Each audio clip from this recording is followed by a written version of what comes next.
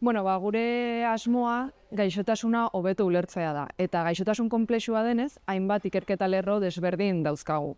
Adibidez, immunitate sistemaren erregulazioa aztertzen dugu, geneen adierazpenaren bidez, edo zelulen arteko komunikazioa zelulaz kanpoko besikulekin.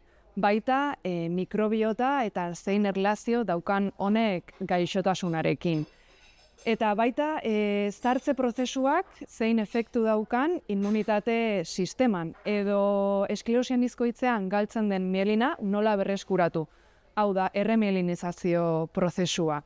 Baita kolesterolarekin eta metabolismoarekin azterketak dauzkagu eta hainbat entsegu klinikotan parte hartzen dugu.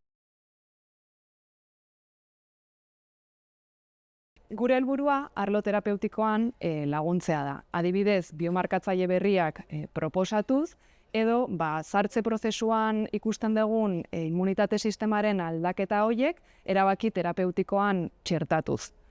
Mikrobiotaren kasuan, bizikalitatean ere lagundu genezake, gaixoen ere dieta aldatzeko lagungarriak diren gomendioak ematen baditugu edo probiotikoen bidez.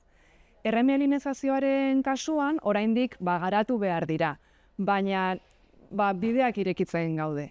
Eta entsegu klinikoetan efektua berehalakoa da. Izan ere, gaixoek farmako berriak dauzkate eta gainera hauen monitorizazioa ere egiten da.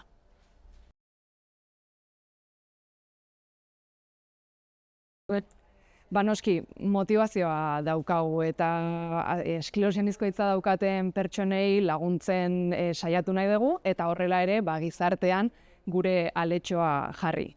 Batzutan zaila izan daiteke, emaitzak lortzeko daukagun zailtasunarengatik edo ikerketa ibilbidearen ezegonkortasunarengatik, baina oso polita da eta batez ere aurrera pauso bat lortzen dagunean edo gaixoekin gure ikerketa lerroak azaltzen dizkiegunean eta beraien indarra jasotzen dagunean oso polita da.